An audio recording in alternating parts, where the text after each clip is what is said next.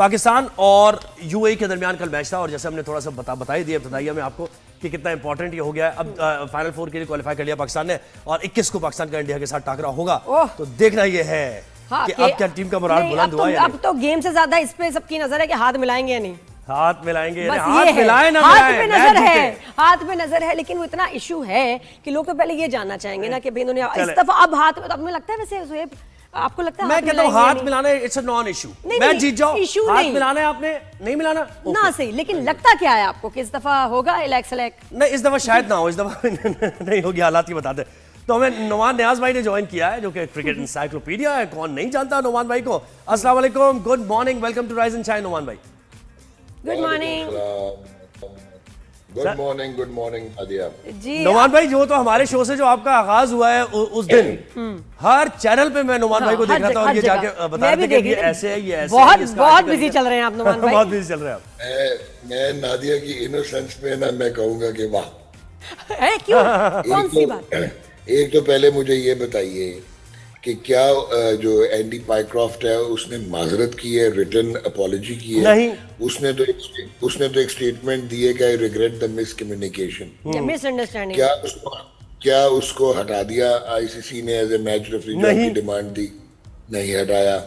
तो मुझे नहीं समझ आई कि what we are actually celebrating. Very quickly I give you a brief कि बहुत सारी चीज़ें बहुत गलत हुई वहाँ पे। एक तो ये जो हैंडशेक है इट्स ए नॉन इशू, ये एक सेरेमोनियल है, प्रेसिडेंस है, स्पिरिट ऑफ द गेम है, कंजेनियलिटी है, लेकिन ये किसी भी कोड ऑफ कॉन्डक्ट का हिस्सा नहीं है। तो लिहाजा एंडी पाइक्रॉफ्ट ने अगर सलमान अली आगू को जब कहा था, अगर नहीं कहा था कि जी वो हैंडशेक नहीं होगा, तो वो कोई वायलेशन नहीं कर रहे थे, कोई रूल वायलेट नहीं हो रहा था। सही। तो इसमें तो वेला मचाना कोई समझ नहीं आई। हाँ, आप ये जरूर कह सकते हैं कि हु वाज ही, वो why he was playing a conduit to Indian cricket, कि वो आके मैसेज आगे पास कर रहे थे। इंडियन मैनेजमेंट को डायरेक्टली पहुंचाना चाहिए था या through proper stakeholders Pakistan management को कि जी वो हाथ नहीं मिलाएंगे। ये हो गया। अगर आपके साथ टॉस में ये हो गया था तो why the Pakistan players they kept on waiting after the match was over कि वो सूर्य कुमार यादव और शिवम दुबे से हाथ मिलाएंगे? मेरी समझ से बाहर। बिल्कुल ऐसे सही कह रहे हैं। अब जो तीसरी इंपॉर्टेंट चीज है जो नादिया को स्टनिंग लगेगा, जहां पे आपका ऑब्जेक्शन बनता था, जो ग्लेयरिंग वायलेशन थी वो सूर्य कुमार यादव की पोस्ट मैच इंटरव्यू में पॉलिटिसाइजिंग थी। बेशक मैंने कहा लेकिन सूर्य कुमार ने मेरा ये ख्वाब पूरा कर दिया। उस दिन वो क्रिकेट का मैदान नहीं था, वो एक बीजेपी का जलसा था। सही। अच्छा, ये क्रिकेट का एक कोड है, आईसीसी कोड ऑफ कॉन्डक्ट है 2.1.1 और 2.1.2, जो ये कहता है कि स्पिरिट ऑफ द गेम आपने मेंटेन करनी है, positive atmosphere of the match आपने जो है वो मेंटेन करना है, इंश्योर करना है, और एक जो सबसे इंपॉर्टेंट है वो ये कि आपने डीमीन नहीं करना और रिस्पेक्ट करनी है अपनी ऑपोजिशन की।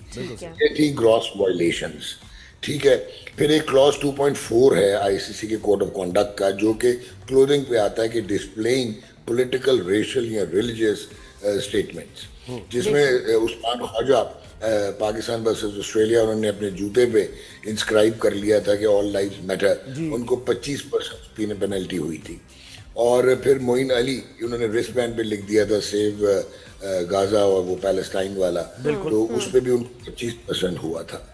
अच्छा, अब उनको क्यों हुआ था? क्योंकि इसका एक रूल है, यहाँ पे Pakistan cricket board missed a trump card and an opportunity to actually take India to the cleaners. वो ये थे, वो रूल ये है कि पहले एक प्लेयर, क्योंकि इसकी इजाज़त नहीं है, वायलेशन है, तो आप पहले अपने बोर्ड से इजाज़त लेंगे और बोर्ड फिर एक पूरा मैकेनिज्म है आईसीसी में, L1 L2 ये सारे क्लॉजेज आते हैं जहाँ पे आईसीसी आपको परमिट करेगा। क्या पाकिस्तान क्रिकेट बोर्ड की मैनेजमेंट ने देयर एंड देन पूछा कि यार ये जो आपने हमें डीमीन किया और आपने हमारे सेंटिमेंट को हर्ट किया है? एक तो उसका वैसे नैरेटिव फजूल था क्योंकि वो कभी प्रूव किया ही नहीं इन्होंने, वो तो पूरी दुनिया में पिटा हुआ इनका नैरेटिव है पलगम। बिल्कुल ऐसे ही, बिल्कुल और उसको दोबारा लेके आना। आप सही कह रहे हैं और हम भी यही सोच रहे थे कि मैच रेफरी को क्यों उसके ऊपर जो है ना सारी, और बाकी और इसके ऊपर क्यों स्टांस नहीं लिया? आपको लगता है हमने क्यों नहीं स्टांस लिया?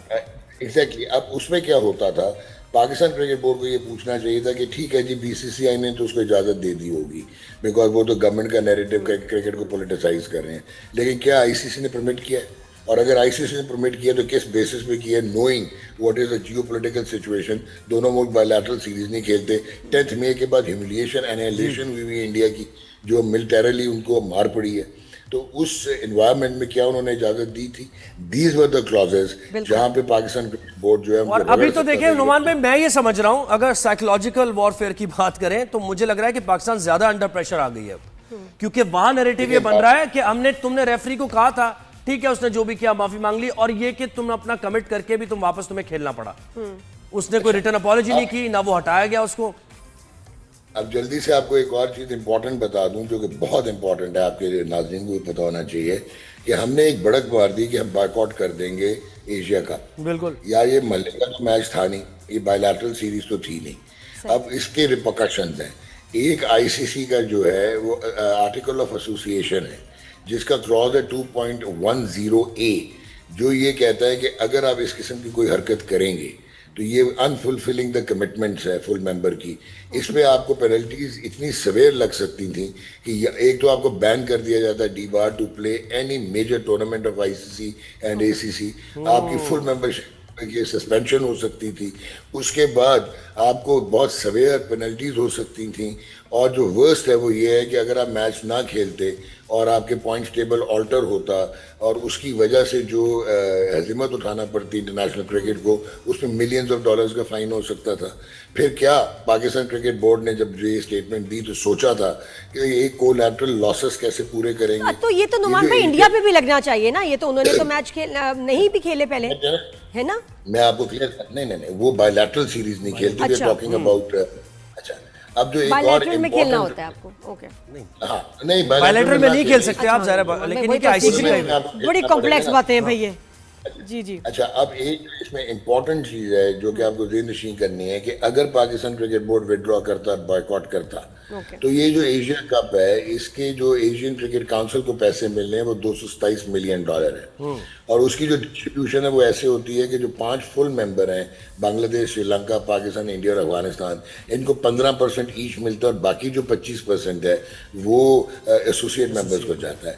अच्छा, इंटरेस्टिंगली इंडिया जो है वो अपना 15% भी एसोसिएट मेंबर्स को दे देता है, because they don't need this से कि वो डेवलप करना चाहते हैं रीजन में क्रिकेट। ये तो हो गया। अब आपको ये कम से कम 12 से 16 मिलियन डॉलर का लॉस होता।